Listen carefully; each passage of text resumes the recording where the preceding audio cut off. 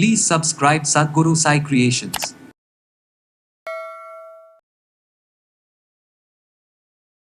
வயிற்றுப்போக்கு ஒரு நாளுக்கு 3-4 தடவை 5 தடவை கூட எனக்கு மோஷன் போகுதுன்னு சொல்லுவாங்க. வார்ம் இன்ஃபெஸ்டேஷன் அப்படின்னு சொல்லுவோம். குடல் புழுக்கள் நம்ம வயிற்றுப்பகுதியில் இருந்துச்சுன்னா அதிகமாக இந்த மாதிரி வயிற்றுப்போக்கு ஆகும். சிலருக்கு இந்த டயரியா அப்படின்னு பார்த்தோம்னா ரொம்ப தண்ணியாக போகுது, டீஹைட்ரேஷன் அப்படின்ற ஒரு கண்டிஷன். ஸோ ஃப்ரிட்ஜில் வச்சு திரும்ப எடுத்து ரீஹீட் பண்ணி சாப்பிட்றது, இல்லை ஃப்ரீஸ் பண்ணி எடுத்த உணவுகள் சாப்பிட்றது, அதுக்கப்புறம் ரெட் மீட் சாப்பிட்றதையும் நம்ம அவாய்ட் பண்ணணும். இன்றைக்கி காலகட்டத்தில் இந்த இரிட்டபிள் பவல் சிண்ட்ரோம் இருக்கிறவங்க, ஆசனவாய் கடுப்பு எரிச்சல் இருக்கிறவங்களுக்கெல்லாம் ஒரு மிக சிறந்த மருந்தாக தான் இதை நம்ம பயன்படுத்திட்டு இருக்கிறோம். குடல் பகுதியில் பார்த்தோம்னா அந்த ப்ளீடிங் இருக்குன்னா அதை அரெஸ்ட் பண்ணும். உடல்லே இருக்கக்கூடிய ரத்தத்தை அதிகரிக்கக்கூடிய ஆற்றல் இதில் இருக்குது. இதை மோரில் கலந்து ஒரு நாளைக்கு 2 அல்லது 3 வேளை நம்ம சாப்பிட்டுக்கிட்டே வந்தோம்னா இந்த IBS அப்படின்னு சொல்லக்கூடிய இரிட்டபிள் பவல் சிண்ட்ரோம் இந்த கண்டிஷனுக்கு ஒரு சிறந்ததுன்னு சொல்லலாம்.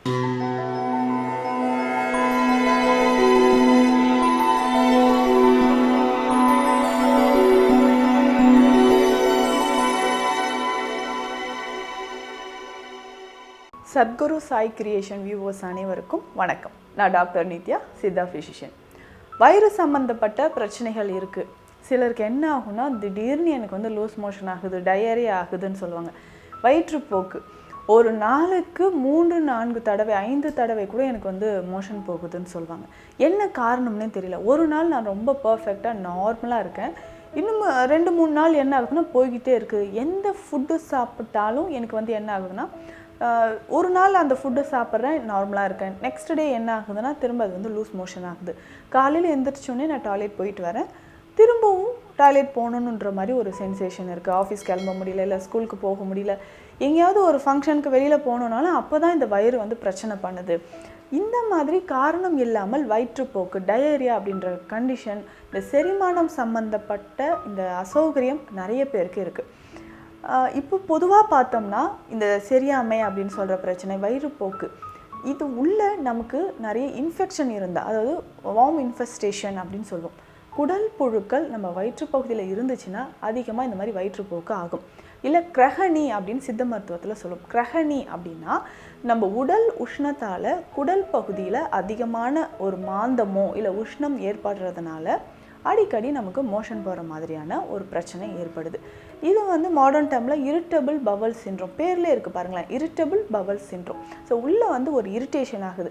எதனாலனா உஷ்ணம் அதிகரித்து இருக்கும் பொழுது தான் நம்ம குடல் பகுதியில் ஒரு அதிகமான உஷ்ணம், இரிட்டேஷன், இந்த இரிட்டேஷன் ஏற்படுறதுனால உஷ்ணம் ஏற்படுது. ஸோ இதனால் நம்ம எடுக்கக்கூடிய உணவையே நம்ம குடல் ஜீர்ணிக்க முடியாமல் அதிகமான உஷ்ணத்தினால் என்ன ஆகுதுன்னா, ஸோ அடிக்கடி நம்ம குடல் பகுதியில் இருக்கக்கூடிய உணவுகளை வெளியேற்றக்கூடிய மாதிரி இருக்கும். சிலருக்கு இந்த டயரியா அப்படின்னு பார்த்தோம்னா ரொம்ப தண்ணியாக போகுது, டீஹைட்ரேஷன் அப்படின்ற ஒரு கண்டிஷன். நம்ம உடலில் நீர்ச்சத்தே இல்லாத மாதிரி கம்ப்ளீட்டாக அது வெளியாகிக்கிட்டே இருக்கும். இந்த டயரியாவில் பார்த்தோம்னா நம்ம உடலில் இருக்கக்கூடிய இந்த தாது பொருட்கள், தாது உப்புக்களும், அந்த நம்ம உடலில் இருக்கக்கூடிய சத்துக்கள், ஸோ டைஜஷனே ஆகலை அப்படின்னா சாப்பிடக்கூடிய உணவில் இருக்கக்கூடிய அந்த நியூட்ரிஷன் முழுவதுமாக நம்ம உடலில் சேராமல் ஈஸியாக மோஷனில் வெளியேற மாதிரி ஒரு கண்டிஷன் இருக்கும். இதுதான் நம்ம கிரகணி அப்படின்னு சொல்கிறோம். இது கொஞ்ச நாள் இப்படி போய்கிட்டே வந்துச்சுன்னா ஒரு 2-3 டேஸ்க்கு அப்புறம் என்ன ஆகுனா இதுலேயே கொஞ்சம் நமக்கு பிளட் கலந்து வெளியேற மாதிரி இருக்கும். ஸோ மலத்தில் இந்த மாதிரி ரத்தம் வெளியேற ஆரம்பிச்சதுன்னா உடல் முழுவதும் சோர்வு ஏற்பட ஆரம்பிக்கும். சோர்வு அப்படின்னு சொல்லும்போது ஒரு டயர்ட்னஸ் ஏற்படுது. சிலர் ரொம்ப டீஹைட்ரேஷன் ஆகி நடக்கவே முடியல, ஸோ இம்மிடியேட்டாக ஹாஸ்பிட்டல் கொண்டு வந்துட்டோம் அப்படின்னு சொல்லுவாங்க. ஹாஸ்பிட்டல் கொண்டு போய் ட்ரீட்மெண்ட் எடுத்தாலும் கொஞ்ச நாளுக்கு அப்புறம் 2-3 மாதங்களுக்கு அப்புறம் இது அப்படியே திரும்பவும் இந்த நிலை திரும்பவும் ஏற்படுற மாதிரி தான் இருக்கும். இது முழுவதுமாக அந்த உடல் உஷ்ணத்தை சரி பண்ணணும். குடலோட அந்த பெரிஸ்டாலிக் மூமெண்ட் அப்படின்னு சொல்கிறோம், பவல் மூமெண்ட் அப்படின்னு சொல்கிறோம். குடல் பகுதியில் இருக்கக்கூடிய அந்த பவல் மூமெண்ட்டை நம்ம சரி செய்யணும். அப்போது எந்த மாதிரியான உணவுகள் எடுக்கணும், அப்போது என்ன மருந்துகள் இதில் முழு தீர்வாக இருக்கும் சித்த மருத்துவத்தில் அப்படின்னு நம்ம பார்க்கணும். எடுக்கக்கூடிய உணவுகள் அப்படின்னு சொல்லும்போது ரொம்ப காரமாக, ஸ்பைஸியாக, ஆயிலி டயட், எண்ணெய் சார்ந்த உணவுகள் எடுக்காமல் இருப்பதே ரொம்ப சிறந்தது அப்படின்னு சொல்லலாம். அப்போ பார்க்க போனால் நம்ம அவுட் சைட் ஃபுட் எதுவும் எடுக்கக்கூடாது. சுகாதாரம் இல்லாமல் ரோட் சைடில் இருக்கக்கூடிய ஃபுட்டோ, ஃபாஸ்ட் ஃபுட், ஜங்க் ஃபுட்ஸ் எடுக்கிறது, இந்த மாதிரி ஐட்டம்ஸ் நம்ம தவிர்க்கணும். ஸோ வீட்டிலேயே ரொம்ப ஹைஜீனிக்காக செய்யக்கூடிய உணவுகள், ஒரு வேளை சமைத்த உணவை அப்போவே நம்ம சாப்பிடணும். ஸோ ஃப்ரிட்ஜில் வச்சு திரும்ப எடுத்து ரீஹீட் பண்ணி சாப்பிட்றது, இல்லை ஃப்ரீஸ் பண்ணி எடுத்த உணவுகள் சாப்பிட்றது, அதுக்கப்புறம் ரெட் மீட் சாப்பிட்றதையும் நம்ம அவாய்ட் பண்ணணும். ஸோ ரெட் மீட் சாப்பிட்ற நிறைய பேருக்கு அதுவுமே இது வந்து பதப்படுத்தப்பட்ட நமக்கு வந்து ஒரு இறைச்சி வகைகளை நம்ம தொடர்ந்து சாப்பிட்றோம், இல்லை சரியாக அது வந்து குக் பண்ணாமல் இருக்கக்கூடிய சரியாக சமைக்காத உணவுகளை அதை திரும்ப ரெட் மீட்ஸை வந்து நம்ம சாப்பிடும்போது இது வயிற்றில் அதில் இருக்கக்கூடிய இன்ஃபெக்ஷன்ஸ் வார்ம்ஸ் எல்லாமே என்ன பண்ணுதுன்னா நம்ம ஸ்டொமக்கில் குடல் பகுதியில் போயிட்டு இன்ஃபெக்ஷனை ஏற்படுத்துதுன்னு சொல்லலாம். அப்போ திரும்ப என்ன ஆகுது, நமக்கு இந்த மாதிரி லூஸ் மோஷன் ஏற்பட ஆரம்பிக்குது. சிலர் சொல்லுவாங்க, லூஸ் மோஷன் போகும்போது எனக்கு வந்து காஃபி கலரில் போகுது, இல்லைன்னா டார்க் ரெட் கலரில் போகிற மாதிரி இருக்குது, கொஞ்சம் நுர வர மாதிரி இருக்குது, சளி மாதிரி போகுதுன்னு சொல்லுவாங்க. கொஞ்ச நாளுக்கு அப்புறம் பார்த்தோம்னா சின்ன சின்னதாக அந்த குடலோட இன்டெஸ்டைனோட உள்ளே இருக்கக்கூடிய சதைகளை வெளியில் வர மாதிரி இருக்குது. அந்த அளவுக்கு ஒரு பெயின், இரிட்டேஷன். ஸோ ஆசனவாய் பகுதியில் பார்த்தோம்னா ரொம்ப இரிட்டேஷன், பர்னிங் சென்சேஷன் இருந்துக்கிட்டே இருக்குன்னு சொல்லுவாங்க. அதாவது எரிச்சல், ஒரு அரிப்பு இருந்துக்கிட்டே இருக்குது, என்ன பண்ணுறதுன்னே தெரியல, உட்காரவும் முடியல, நடக்க முடியல, அந்த இடத்துல அதிகமான ஒரு எரிச்சல் இருக்குதுன்னு சொல்லுவாங்க. இதற்கு பொதுவாக நம்ம என்ன பண்ணலாம்னா, சாப்பிடக்கூடிய உணவு ஃபஸ்ட்டு ஒரு 3 நாளைக்கு காரம் இல்லாமல் நம்ம கஞ்சி வகைகளாக, ஸோ லகு ஆகாரம் அப்படின்னு சொல்லுவோம், அந்த மாதிரி உணவுகளை எடுத்துகிட்டு வரலாம். காலையில் கொஞ்சம் தேங்காய் பால் குடிக்கலாம், ஏலக்காய் சேர்த்து தேங்காய் பால் குடிக்கலாம். எம்டி ஸ்டொமக்கில் டீ காஃபி குடிக்கிறத அவாய்ட் பண்ணிவிட்டு காலையில் வெறும் வயிற்றில் தேங்காய் பால் குடிக்கலாம். அப்பப்போ நம்ம என்ன பண்ணலாம்னா ஏலக்காய் குடிநீரை குடிச்சிட்டு வரலாம். இந்த ஏலக்காய் குடிநீர் குடிக்கும்போது என்ன ஆகுனா வயிற்று உள்பகுதியில் இருக்கக்கூடிய புண்கள் நிரந்தரமாக குணமாகும். அதுக்கப்புறம் இந்த ஏலக்காய் குடிநீரோடு சேர்த்து நம்ம என்னென்னா ஏலாதி சூரணம் அப்படின்ற சித்த மருந்து இருக்குது. இந்த ஏலாதி சூரணம் எப்படி சாப்பிடணும் அப்படின்னா பாலோடு கலந்து சாப்பிடணும். ஏலாதி சூரணம் ஒரு 5 கிராம் அளவுக்கு எடுத்து அரை கிளாஸ் பாலில் கலந்து இது சாப்பிட்றதுக்கு முன்னாடி காலையிலையும் இரவிலும் 2 வேளை இதை நம்ம சாப்பிட்டுக்கிட்டே வரலாம். ஸோ இந்த மாதிரி சாப்பிடும்பொழுது வயிற்றில் இருக்கக்கூடிய புண்கள் குணமாகும். அதே மாதிரி நம்ம உணவில் வந்து பார்த்தோம்னா கஞ்சி வகைகளாக எடுக்கிறது நல்லதாக இருக்கும். ஸோ கொஞ்சம் வந்து பார்த்தோன்னா பச்சரிசி கஞ்சி, இல்லை பச்சரிசியோட கொஞ்சம் பாசிப்பருப்பு சேர்த்த கஞ்சி, இதை எடுத்துகிட்டு வரலாம். இது கூட கொஞ்சம் சீரகம் சேர்த்து நம்ம சாப்பிட்டுக்கிட்டே வந்தோம்னா இந்த கஞ்சி வகைகள் என்ன பண்ணணும், ஈஸியாக டைஜஷன் ஆகும். அதுக்கப்புறம் ஜவ்வரிசி கஞ்சி எடுத்துக்கலாம், இல்லைன்னா தேங்காய் பாலும் இந்த பச்சரிசியோடு சேர்த்து தேங்காய் பால் கஞ்சி குடிச்சிட்டு வரலாம்.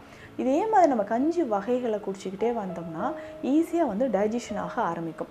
சித்த மருத்துவத்தில் பார்த்தோம்னா ஒரு மிக சிறந்த ஒரு மருந்து இருக்குது. ரொம்ப நாளாக வயிறு பிரச்சனை இருக்குது, இரிட்டபிள் பவல் சிண்ட்ரோம் இருக்குது அப்படின்றவங்களுக்கு சிம்டம்ஸ்க்கு ஏற்ற மாதிரி மருந்துகள் கொடுக்குறோம். அதே மாதிரி நம்ம ஸ்பெஷலாக ஒரு மருந்து கொடுக்குறோம், அதாவது தேரியன் கரிசல் 300. இந்த நூலில் சொல்லியிருக்கிற ஒரு அற்புதமான மருந்து.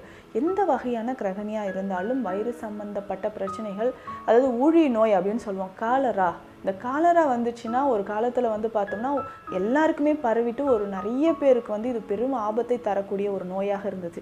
அந்த மாதிரி ஊழி நோய் காலங்களில் கூட இந்த மருந்தை நம்ம பயன்படுத்தியிருக்கிறோம். ரொம்ப எளிமையான ஒரு மருந்து தான். இதுதான் சுண்டை வற்றல் சூரணம் அப்படின்னு சித்த மருத்துவத்தில் கொடுக்குறோம். இன்றைக்கி காலகட்டத்தில் இந்த இரிட்டபிள் பவல் சிண்ட்ரோம் இருக்கிறவங்க, ஆசனவாய் கடுப்பு, எரிச்சல் இருக்கிறவங்களுக்கெல்லாம் ஒரு மிக சிறந்த மருந்தாக தான் இதை நம்ம பயன்படுத்திட்டு இருக்கிறோம். இதில் என்னென்ன மூலிகைகள் சேருது அப்படின்னு பார்த்தோம்னா நல்லா உலர்த்தி, அதை உப்பு சேர்க்காமல் உலர்த்தி பதப்படுத்திய சுண்டை வற்றலை நம்ம பயன்படுத்துகிறோம். இந்த சுண்டை வற்றலோட மாதுளை தோல் சேருது. மாதுளை தோலோட மருத்துவ பலன்கள் அப்படின்னு பார்த்தோம்னா அதிகமான துவர்ப்பு சுவை இருக்குது. குடல் பகுதியில் பார்த்தோம்னா அந்த ப்ளீடிங் இருக்குன்னா அதை அரெஸ்ட் பண்ணும். உடல்லே இருக்கக்கூடிய ரத்தத்தை அதிகரிக்கக்கூடிய ஆற்றல் இதில் இருக்குது. அடுத்ததாக இதில் கருவேப்பிலை சேருது. கருவேப்பிலையோட பலன்கள் நமக்கே தெரியும். ரொம்ப சோர்வாக இருக்கிறவங்களுக்கு அந்த உடனடியாக ஒரு இன்ஸ்டண்ட்டாக நமக்கு ஒரு ஸ்ட்ரென்த் வரணும், ரத்தம் ஊறணும் அப்படின்னா கருவேப்பிலையை பயன்படுத்திக்கலாம். அதுக்கப்புறம் இதில் ஓமம், அதாவது சரியாமை பிரச்சனை இருக்குன்னா நம்ம ஓமத்தை பயன்படுத்துறது காலமாக நம்ம பயன்படுத்திட்டு வரோம். அதுக்கடுத்து முக்கியமான ஒரு மூலிகை இதில் என்ன சேருது அப்படின்னு பார்த்தோம்னா பெருங்காயம். ஸோ வயிற்றில் எந்த மாதிரியான பிரச்சனைகள் இருந்தாலும் நம்ம பெருங்காயத்தை நம்ம பயன்படுத்துறது நம்ம வழக்கத்தில் இருக்குது. ஸோ இந்த மாதிரியான மூலிகைகள் எல்லாமே இதில் சேருது. அடுத்ததாக சீரகம். ஸோ அகத்தை வந்து சீர்படுத்தக்கூடிய ஒரு முக்கியமான மூலிகை தான் சீரகம். இதுவும் நம்ம இதில் சேர்க்கிறோம். அடுத்ததாக நெல்லி வற்றல். நெல்லி வற்றல் நமக்கே தெரியும், நம்ம உடலில் ஏதோ விட்டமின் சி அதிகமாக இருக்குது. உடலில் எங்கே ப்ளீடிங் இருந்தாலும் இதனோட சேர்த்து நம்ம சாப்பிட்டுக்கலாம். ஸோ இந்த மூலிகைகள் எல்லாமே சேர்த்து செய்யக்கூடியதான் இந்த சுண்டை வற்றல் சூரணம். இதை மோரில் கலந்து ஒரு நாளைக்கு 2 அல்லது 3 வேளை நம்ம சாப்பிட்டுக்கிட்டே வந்தோம்னா இந்த ஐபிஎஸ் அப்படின்னு சொல்லக்கூடிய இரிட்டபிள் பவல் சிண்ட்ரோம் இந்த கண்டிஷனுக்கு ஒரு சிறந்ததுன்னு சொல்லலாம். இது வேறு என்னென்ன கண்டிஷனுக்கெலாம் இதை பயன்படுத்தலாம் அப்படின்னு பார்த்தோம்னா, இந்த மாதிரி அடிக்கடி லூஸ் மோஷன் ஆகுது, டயரி ஆகுது, இரிட்டபிள் பவல் சிண்ட்ரோம் இருக்குது, இவங்க பயன்படுத்தலாம். இல்லை அஜீரணம் தொடர்பான பிரச்சனைகள், சாப்பிட்டோன்னே வயிறு மந்தமாக இருக்குது, ஜிஏஆர்டி அப்படின்னு சொல்லும், அதாவது கேஸ்ட்ரோ ஈசோஃபேகல் ரிஃப்ளெக்ஸ் டிசீஸ். ஒரு சிலருக்கு அந்த ஸ்பிங்டர்ஸ் வந்து லூஸாக இருக்கும் இல்லைங்களா, சாப்பிட்டோன்னே அசிடிட்டி வருதுன்னு சொல்கிறவங்களும் இதை பயன்படுத்தலாம். அதுக்கப்புறம் டிஸ்மெனோரியா இருக்கக்கூடிய பெண்கள், பெரும்பாடு அதிகமான ப்ளீடிங் இருக்குது அப்படின்னு சொல்கிறவங்களும் இந்த சுண்டை வற்றல் சூர்ணத்தை பயன்படுத்தலாம். இந்த சுண்டை வற்றல் சூர்ணத்தை பயன்படுத்தும் போது இவ்வளவு நன்மைகள் இருக்குது. இதையும் தாண்டி பார்த்தோம்னா அங்காய பொடி அப்படின்றது நம்ம வழக்கத்தில் எப்போவுமே வீடுகளில் நம்ம பயன்படுத்தக்கூடியது தான். இதுலேயுமே இந்த சுண்டை வற்றல் வந்து ஒரு முக்கியமான ஒரு மூலிகையாக சேருது. இதோடு நம்ம என்ன பண்ணுறோம்னா வேப்பம்பூவை சேர்க்க போகிறோம். சுண்டை வற்றல், வேப்பம்பூ, மிளகு, சீரகம், கொஞ்சமாக பெருங்காயம், இந்துப்பு, இது எல்லாமே லேசாக வறுத்து நம்ம பொடி பண்ணி எடுத்து வச்சுக்கலாம். இதை நம்ம வயிறு சம்மந்தப்பட்ட பிரச்சனைகள் இருக்கும்போது சூடான சாதத்தில் ஒரு கொஞ்சம் நெய் விட்டு இந்த பொடியை சேர்த்து நம்ம பிசைஞ்சு சாப்பிட்டுட்டே வந்தோம்னா, சாப்பிட்றதுக்கு முன்னாடி ஒரு 2 வாய் இதை சாப்பிட்டுட்டே வந்து குழந்தைகளுக்கும் நம்ம கொடுத்துட்டு வரலாம்.